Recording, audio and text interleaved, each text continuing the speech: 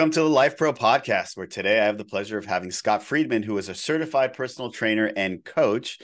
Today's topic is fitness as a lifestyle, and fitness is so important. Fitness can be life, and life can be fitness. So I'm excited to get into it and talk to you about this. But before we do, how is your day going so far? How are you? It's going well. It's better now that I'm here. I'm feeling good, and I'm excited to I'm excited to talk. I'm excited to see where this goes. Yeah, I'm excited to delve deep into this topic. But before we go there, why don't you start out telling everybody more about yourself and your journey in life?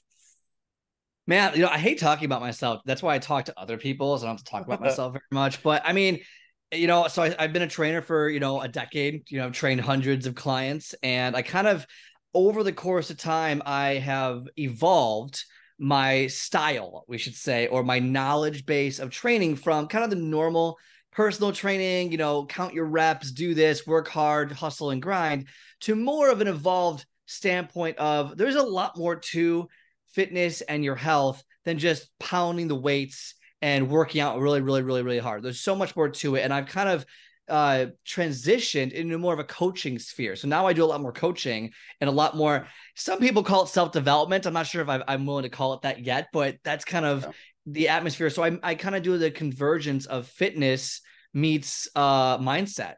And so my journey kind of goes from being that kind of hustle and grind trainer to just work hard, do it. Why can't you get in shape? Just go do it. To now more of, hey, like maybe we shouldn't be meditating. Maybe we should be self-reflecting and kind of everything in between. But yeah, I've been doing it for like 10 years and here I am today. So it's been a great experience. And I'm on the same page with you. I've really shifted my mentality when it comes to fitness.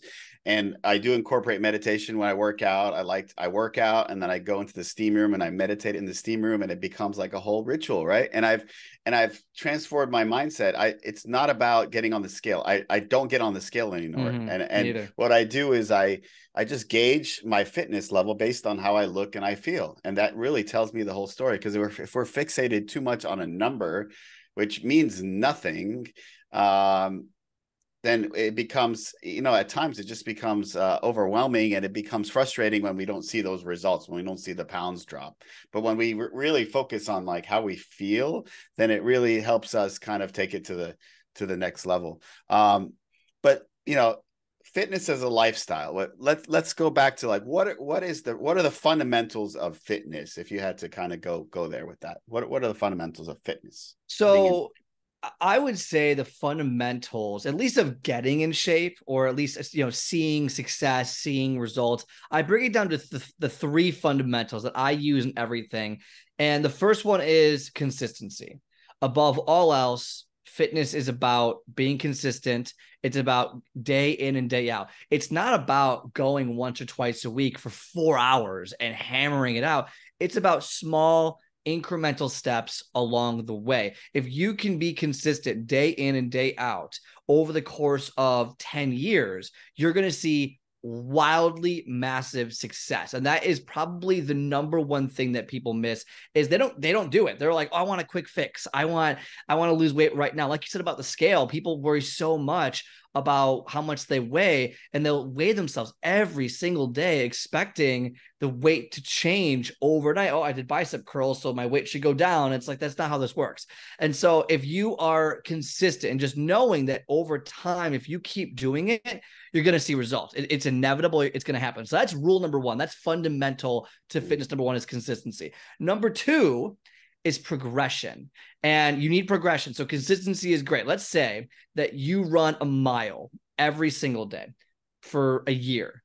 So the first time you run the mile probably sucks pretty good. You're probably like, okay, this sucks. I don't want to do it again. Second time probably sucks just as bad. The 10th time, not so bad, right? You're used to it now. The 20th time, your body's starting to adapt to the mile. It understands the energy it's going to require, understands, how long it's going to take you. The 30th time, this is easy. You keep doing it at the same pace every single time. Progression is now taking it to that next level. can we improve on something over the course of time? Not every time, but over the course of time. So for example, how do you improve running a mile? Well, there's 100 ways you can improve. One, you can make it harder by running faster. You can run for longer, so go more than a mile. You can do, you can increase the incline of the mile. So there's 100 different ways. You can decrease rest periods in between, if you go to a specific exercise, you could decrease rest periods with exercises. Like there's 100 different ways to make things harder. Most people stick with, I'm going to do 10 push-ups and then 10 push-ups and then 10 push-ups. But eventually your body gets used to it. And I'm not saying, by the way, you shouldn't do that if it's all you can do. But if you're looking to achieve more results and more success and continue further, progression is key. Finding a way to make things improve over time. By improve, I mean make it a little bit harder. Do a little bit more every single time in your workout. Just a smidge more. If you do an hour workout, there's got to be 1 minute in that workout that can be slightly harder. I know for me, for example, I was actually just working out this morning, and I was doing planks, which is everyone's favorite exercise. And I was doing it for 3 sets of 45 seconds, like full intensity. And I was like, hey, this week I'm going to do 2 sets of 45 seconds and 1 set of 47 seconds, a 2-second improvement. But what happens if I do that next time and then next time and then next time? I'm going to start seeing the time go up on how long I can do it. And that's progression over time. So number 2 is progression of my 3 fundamentals. And the last one is patience. That's the lifestyle aspect of this. It's patience. Look, like Rome wasn't built in a day. Your body's not built in a day. In fact, if you're in your 40s, let's say, you've probably spent the last 20 years not taking care of your body, and to expect it to get better in a day, in a month, maybe even 6 months or a year is a little unrealistic. So patience, understanding that the actions that you're taking along the way are going to yield the result. Your goal is to focus on the process and not weigh yourself every day, not look in the mirror every single day, maybe once a month, right? Take some pictures, do progress pictures over time, something like that. But consistency, progression, and patience would be my 3 fundamentals to fitness. And to really, if you want to see results, if you want to see success, those are the 3 main things I shoot for when I'm working with people. So, a lot of people, including me, tend to think of working out as a chore more than a lifestyle, right? Mm-hmm. How do we shift our mindset a little bit? Because I love sports. Like for me, going to play basketball is not a chore. I love it. It's like my chore, right? I love it. I'm drawn to it, but it's not the same thing with the gym. It feels more like a chore, like something that I don't want to do, but I have to do. Yeah, this is tough. So, I mean, I don't have, I'm not a guru. I don't have a crystal ball exactly how to turn, something that is kind of this thing of, I have to go to the gym into something that's a lot more fun. I'm not sure there is necessarily a way to do that, but what I can say is, when you build the daily habits, things start to just kind of happen. For example, when I live in Chicago, for those who don't know where that is, but Midwest United States, it's crazy cold here in the winter. We'll probably get down to negative 20 degrees this winter with wind chill. And there's nothing about that I want to wake up at 5 a.m, find my clothes in the dark, walk 10 minutes to the gym in the freezing cold wind piercing your face, and then taking 15 minutes to warm up at the gym. There's no motivation in that. That's a chore. But when you turn that chore into a lifestyle and you create that habit, then it becomes a little bit easier to at least just do it. You might not be happy about it, but at least you do it. So how do you do that? That's the question, right? How do I get myself out of bed? How do I get myself to push myself forward in those situations where I don't want to? So there's a couple of different ways I've personally done it, and hopefully maybe it works for other people. Is one, and this might be a little controversial, I think looking at your goal. So number 1, what's your reason why? Why do you want to go to the gym? Is it aesthetics? Is it health? Is it family history? Is it you want to impress the girl or guy next door and you want to look good? Whatever the reason is, right? Figure out what your goal is, and then really systematically iron out what that goal is going to be. And then what's your reason why? All right. That is a huge part. Your reason why is what's going to get you out of bed, because that why becomes a visceral emotional reaction. If you have, get out a piece of paper, right? Get a pen, write it, fill the page.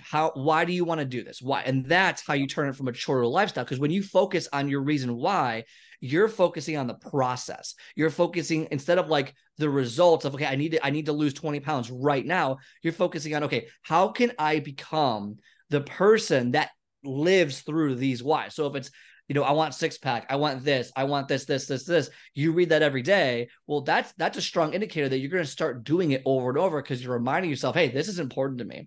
And I would say the controversial part is something I do that I find very powerful is I focus on regret and fear a lot versus what I want. So what do I not want? What do I not want? Well, I don't want to be fat and out of shape. Not to be me. I don't want that for myself. I have like an irrational fear of it. I don't want to, I don't want to live in my 70s, 80s, and 90s, even my hundreds out of shape. I want to be able to be independent. I want to live on my own. I don't want to be someone that needs taken care of, or at least as little as possible. I fear those things. I fear the future if I don't take care of my body now. So I use that as an indicator. Okay, I don't have to like what I'm doing necessarily every day, but I can use that and turn it into habits, which then turns into a lifestyle. So I'm going to keep doing it over and over again because I don't want to go into it. Now, some people don't like using fear. I get that. That's why I kind of gave two different examples, one from kind of the positive end, one from the negative end. But I think those are two really powerful things that I've taught people, and some love one or the other. There's no right or wrong. Some people love, different things. And I think those are some ways I would turn it from a chore to a lifestyle. Is when you dive deep, get into your emotions, figure out your why, or figure out the guilt and regret that you don't want. I think those are two very powerful ways that can motivate you and create discipline so that you can, continue to do fitness. Now, to make it fun, just to hit that point, do things that are fun. Like, what do you like to do? Do you like basketball? Do you like running? Yeah. If you hate running, don't run. Don't do it. Don't run. Yeah. If you hate weightlifting, what about it do you hate? Are there different ways that we can do it? If you hate cardio, do you know what cardio actually is? What about jumping jacks? What about mountain climbers? Like, there's different things you can do. So I would also identify things you like and things you don't like, and then start with some of the things that you do like and start building that routine as well. So that would be another, just to hit on that, liking aspect of it. I do like it. So. And I mean, to your point, there's a few other suggestions that I would have, obviously. So for me, it's like, it's hard to get to the gym, but once I'm done at the gym, I'm glad I went because I feel better. I have a more productive day. 100%. When I create that routine, I'm a happier person. Right. So what I try to do is make it more convenient to get to the gym. Like I'll go to sleep with my gym clothes on. So then it's easier to go in the gym and I shower. Obviously liking your gym and liking like the atmosphere, and another thing, maybe combining things that you like doing. Like I noticed a guy at the other gym the other day, he was on the treadmill playing solitaire. It's like, well, why not combine two things that you like doing, like maybe watching a show and being on the treadmill, or listening to a book, which is what I do when I'm at the gym, or listening to good music just to get yourself going. And it's really creating that psyche, right? Just like, building the enthusiasm around it. And it's really perspective, right? Like, because some people love going to the gym. Some people think of it as a chore. It's like, it's all just like shifting your mindset. And you talked about, being 20 under in Chicago. Well, I was with a bunch of guys. We were playing poker outdoors yesterday, and they were complaining because it was 60 degrees outside. And like, you guys would kill for that. Like, you'd be in shorts outside. It was 60 degrees. It'd be amazing. Perspective is different. Everything is everything. 100. It's everything. I like what you said. Like if you like to watch a TV show, like go do it while you're walking on the treadmill or on the elliptical or bike. Like that's a great way to kind of combine two things. Also, you're not wasting as much time, right? Like you're not killing 30 minutes watching a show. You're doing it while you're at the gym, which is already downtime. So that's I love that. I think it's a great thing. I see people play solitaire all the time. At the gym, which is it's interesting that solitaire is like the thing to do. So no, I like that a lot. That's great.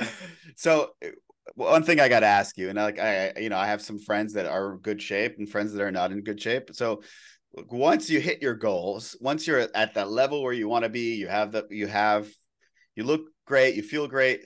How do you keep it going? How do you, how do you get inspired to keep it going? That's a great question. I don't, and if I had the crystal ball answer, I'd 100% tell everyone, because if you think about it, right, if you take a step back, right, let's say I want to lose 20 pounds. I put all this work in And it doesn't matter what the goal is. We'll use 20 pounds. I put all this work. I put in 3 months of work to lose 20 pounds. Okay. I do it. I'm working every day. I'm not having the cake. I'm not doing this. And then I actually hit my goal. And what happens most of the time? So I think we have to talk about what happens most of the time when you hit your goal is that we are, for the most part, I believe we are wildly underimpressed. It is like an anticlimactic finish. It's like hitting mile marker 1 on the highway. Like, oh, what's going to happen? It's like nothing happens. It goes to 500 on the next highway. Like nothing happens. It's very similar to hitting the goal because we were so myopically focused on hitting this goal because we thought. So what we did was we attached a belief and a vision of what we would be or who we would be once we achieve the 20-pound loss, once we gain 5 pounds of muscle, once I bench press 225, whatever it is. We attach, okay, I'm going to be this person once I achieve this goal. And what actually happens is you achieve the goal. And now because you were everything that you built, the habits, the routine, the motivation was all built around achieving this one goal. Number one, when it's done, it is very easy. In fact, it probably happens more often is that you kind of fall back into old habits. I achieved the goal. I'm going to go celebrate. Oh my God, my friends are having cake today. Well, you know what? I've been so good. I lost my weight. I'm going to have that piece of cake. And next thing you know, 1 month later, you're up 10 pounds. And you're like, how did this happen?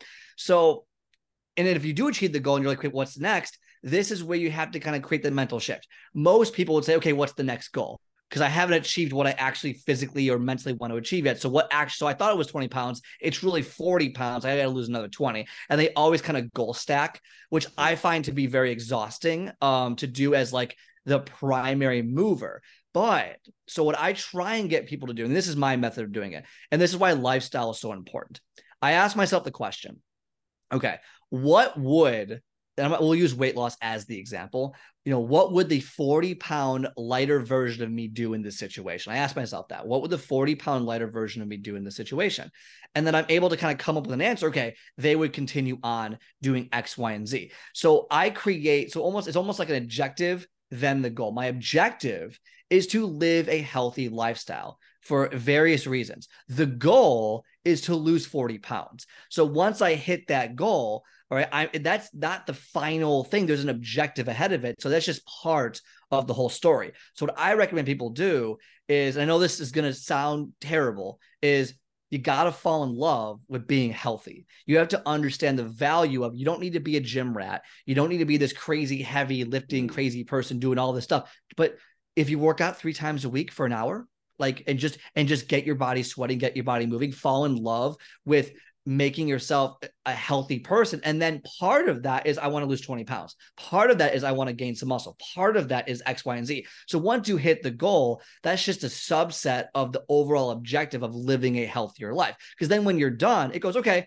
I did that part of my objective, but the objective hasn't changed. I still want to live a healthier life. So either I can add a subset goal, which is a little bit different than goal stacking to just keep pushing, or you say, okay, awesome. I can coast. I can keep doing the same things now, and I can maintain my level, and I can just go and keep doing it. So now you've built the habits from a different perspective than if I hit 20 pounds, I'm going to be this, this, this, and this. Because then once you hit it, you're going to quit. But if your objective is, I want to live a healthy lifestyle, and then the goal underneath that is, I want to lose 20 pounds as a part of the healthy lifestyle, you're much more likely to continue on indefinitely, which is what I try to teach people, which again, that's a hard mental shift to get into, because it's like, what we want is, I don't want to go to the gym forever. I want to go to the gym for 4 months and be done. And I want everything to be perfect, but that's just not how it works. And that's not how anything works, right? Like once you get promoted, you don't just get the higher paycheck and then you're done. You have to work harder. You have to do more with it. When you start investing, you don't invest one time, you invest monthly or weekly or whatever it is. Like you keep doing it. The same is true with your fitness. You have to keep doing it regardless of if you have achieved or not achieved the goal. Right. So talk to me about the relationship of diet and exercise. Like I have heard people say, oh, it's completely 100% about diet, like losing weight and being healthy. It's just diet. And then I've heard people, well, you need that balance between diet and fitness. What's the psychology of that? So I would say, so first off, diet is probably 80% of the battle. All right. And if you're trying to let's say lose weight, diet is overall more important in the weight loss category, and eating healthy whole foods is also extraordinarily important. At the same time, obviously, of that weight loss goal, fitness is closer to that 20% of it. But from an overall health perspective, they're pretty much equal. And they're pretty equal because building skeletal muscle mass has been shown to really create a higher level of quality of life for longevity purposes. So when you get older and you have muscle mass, you're less likely to fall, you're less likely to break your bones, you're less, all these different things. So I would say that they're relatively equal in scale. Like you need both, one without the other. If you actually think about it from a math equation, right? Let's say diet's about 80% of losing weight and fitness is 20%. If you are absolutely 100% perfect on your diet, which I'm not sure anyone ever is, that's only a B minus. That's 80%.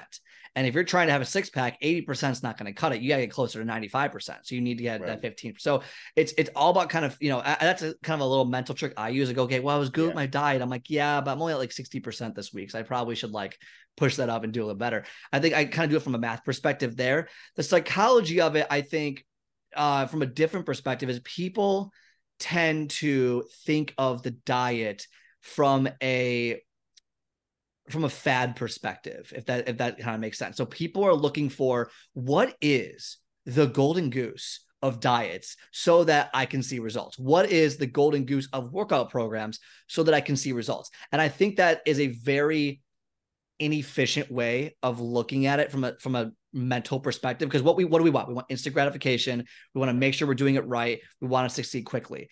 And in wanting that, we're very impulsive and emotional. And because of that, we say, okay, I'm going to try, I'm not bashing any particular diet, but the first one that came to mind, keto. I'm going to try keto. Yeah. And you do it and maybe you see results. What happens when you stop doing keto? You gain the weight. Not everyone. I mean, I did keto. I didn't gain weight. But if you don't stop it the right way, gain all the way back. All right. And most people have very much a trouble doing that. So I recommend from a psychological perspective, I'm not a psychologist, but just from a mental perspective I would worry less, significantly worry less about what diet you're on and what workout program you're doing. I actually think it is very not insignificant, but much less significant than we give it credit for, because how many diets are out there? 100, 200, how many fitness programs are out there? 1 million. And half the people love them. Half the people hate them, what that tells me is that it absolutely works for a very specific type of person, and it doesn't work for the other type of person. So what does that mean? It means that what the real result comes from is consistency. The real result is just go and do it. Go and figure out what works for you. For example, I don't use any of those diets, and I create my own workout programs. I have that knowledge to do so, but just go do it. I eat a whole healthy diet, basically just whole foods. Don't have as much processed foods, and be flexible. If I want to have carbs, I'm going to have carbs. If I want to have meat, I'm going to have meat. If I don't want meat, I won't have meat. And I'm very flexible, and it's healthy. I'm not having processed food all the time. Same with the workout program. If you just focus on hitting all your muscles and progressing over time, you're going to see results. And so I think the specific plans, the specific diets are much less valuable than we give them credit for, but we hone in so specifically on those plans that eventually what happens is we do it, we maybe succeed, and then we revert back to the medium, the mean, because we stop doing their specific plan and we stop paying for their specific product. And that it takes a toll, right? Because you put all this work in, and now you're not paying for their smoothies anymore, their shakes anymore, and now you start seeing the weight gain again, and now you're like back to square one. You're like, oh my gosh, I didn't learn a single thing, I don't know anything, and now I feel like crap again, and maybe I should just give up. And that's kind of what happens when you rely on external factors for an internal purpose. Yeah. And that you're absolutely right. It's all about building a lifestyle, quick diets don't work. And same thing with fitness. It has to be a lifestyle. It has to be something we're consistent at, and we keep progressing, like you said, and go through all those steps, the main steps to achieve our fitness goals. For me, when it comes to diet, what really works is understanding, being aware. Like before I put this piece of cake in my mouth, I realized, okay, after I eat this, how am I going to feel? Like, what is it going to do to me? And understanding that, being aware, prevents me from eating it, right? So that having that conscious awareness of what I put in my body and what I want to get out of my body, right? Like, so building that lifestyle, it takes time. It's hard. It's not easy, because we'll go through stresses in life, and there's certain things and certain moments in our lives where we're just like, I guess we turn to food for therapy, a way to make us feel better. But and there might be underlying issues that we need to tackle. But when we build that lifestyle, we build that habit, it really helps us kind of maintain those fitness goals and have the best life. Well, and one thing that is very profound, actually, I think that we should reiterate, is that when you said you're about to eat the piece of cake, and you realize, okay, what's this going to do to me? Well, I'm probably going to have a little bit of energy right now, and then in 20 minutes, I'm going to be lethargic, annoyed, tired, maybe even more depressed because of the way it treats your body. Right. That right there is becoming the master of your own health. It's you have some knowledge base and kind of what this food might do to you, because it's based on trial and error, or maybe research. Right. The more you can learn, and it's all out there. It's all there. It's just, there's very few things in life that are very kind of a direct one-to-one path, and fitness is one of them. And we still have a hard time with it for some reason. Is like, become the master. Like if you do a little bit of research and you just kind of go on YouTube and look at 5-minute videos of what to eat, what not to eat, here are the best foods or best workout programs, and you start to gain a knowledge base, then you're going to start to create that lifestyle. Because then as you're more knowledgeable, what happens? You're more confident. You're going to want to implement some of these things, and you're going to keep going over and over again. So I think learning what you like, don't like, and what affects you in a certain way is so powerful. And I think that was worth reiterating, because if you the more knowledge you get, the more you learn, the more likely you are to stay with it long term. Absolutely. Listening to our bodies. That's what it comes down to. Like, getting that information and then just really listening to our body will tell us how we're feeling. Especially, like for me, I started working out consistently. I have less pains and aches. I'm able to, like, I perform better in my playing basketball. It's like, all this it compounds, right? We talked about it. It takes work. It takes time, patience, all those things that you said were very valuable as well. So one question I'm going to ask you is, like, I think it's very important, because Lifepro Podcast is about building a better life. How strongly do you feel that fitness is the key to a better life? I mean, is it the key? No, I don't think there's the key, but is it a key? I think there's probably like 5 keys to life. And I bet you fitness and nutrition are one, in the top 5 of those 5 keys. I mean, look at just, go to the gym once, right? Work out for 20 minutes, sweat a little bit, and see how you feel, right? The amount of dopamine that you get, the amount of just how your body reacts, how healthy you become, like that alone is basically evidence that how powerful fitness is in getting a good sweat. Even playing basketball, right? Just doing that, like that's exercise. I would say it is the top 5, up there with like sleep isn't probably another one. Fulfillment is another one, but but fitness and nutrition have got to be in there. At least in my mind, of like, if you the more in shape you are, or at least I should say the healthier you are, I would wager to say the happier you probably are, and the more fulfilled you probably are with your life overall. And so I would say they are very important keys. I think you forgot hydration. I think that one thing I said it's nutrition. I would put that in nutrition. All right, cool. Nutrition, yeah. Well, so I ask these 3 questions to every guest I've had. Next question is, what do you want to teach the world? Does not have to be related to the topic. What do I want to teach the world? Wow, that's a great question. I want to teach the world that perspective is everything. I think so. The law of polarity is something I really kind of hone into, and the law of attraction. So I'm really big on those 2 laws. And what those are for your audience, real quickly, is the law of polarity is that nothing is good nor bad. It just is. And our reactions and perceptions to the situation create the negative and positive. And so if someone sees a red light, someone might have a positive reaction because then they can check their phone for messages. Someone might have a negative reaction because they're running late for work. Same situation, different experience. So we give the experience the meaning behind it. And I think learning how to control that and perceiving that is super important. And then the law of attraction, also known as the law of vibration, basically, if you put out positive energy, more positive things are going to come to you. It's a little woo-woo, and I understand that, but Yeah.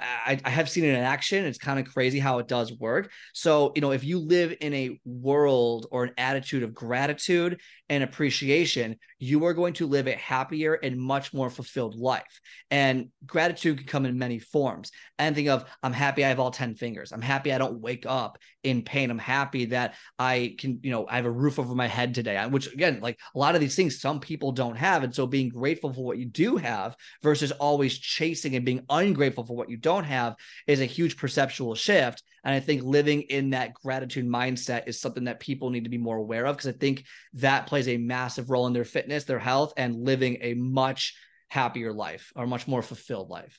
In every aspect of life. Yeah. Everything. 100% subscribe to that. And the older I get, the more people I talk to and the more guests I have, everybody affirms that same thing. And the most successful people in life, the most happy people in life have subscribed to that mentality of positive manifestations and affirmations and just, listening to their intuition and kind of that law of polarity. 100% subscribe to it. And I appreciate you bringing that up. Was there a book that might have stood out in your life that might have changed the trajectory of your life or really made an impression on you? I would say the book that got me started. So there's been a lot of books, a lot of great books. Can't, possibly name them all, but the one that got me started, how that one is called Mindset by Carol Dweck. Mm-hmm. And it kind of made me realize that I was in the wrong area. I was like, oh, like I am. So she talks about fixed versus growth mindset. And I was definitely closer to a fixed mindset at the time. So I had to kind of reshift my entire kind of focus and everything like that. So I think that was a book that really kind of got me, changed the trajectory. I didn't know it at the time, but it definitely overall, if you looking back in hindsight, it definitely changed the trajectory of where I was going. Yeah. And we talk about that a lot is, reading the right book at the right time. It's kind of like rung a bell for you. And it just kind of like changed your whole trajectory of your life. And I think books are so powerful like that. So I love that question. I love getting, everybody has a different book and it's great. So, and I try to read a lot of them that I get recommended. So I thank you for that suggestion. So last question is, how can people follow you or get in touch with you? That's a great question. Best question. No, it's so I do have a podcast, The Power of Progress, Mindset, Motion, Momentum. And basically the concept is where fitness meets mindset is what I talk about all the time. So more about the habits and things like that versus just the specific diets. That's on Spotify, Apple Podcast. You can also follow me on Instagram, which is Scott Friedman 24, where I do a lot more like video content and a lot more short form content than the podcast. Other than that, the website is scottspeaksfitness.com. So you can always reach out to me there. And those would be, I guess, the main ways to find me. Awesome. I look forward to subscribing to your podcast as well and following your journey. And I remind everybody, like, follow, and share. Scott, I had so much fun today. And thank you for inspiring me and, lifting my mindset. And hopefully I could improve my life with everything I've learned from you today. No, but I appreciate you allowing me the chance to be on the show and having a great conversation. I thank you. Awesome. Take care.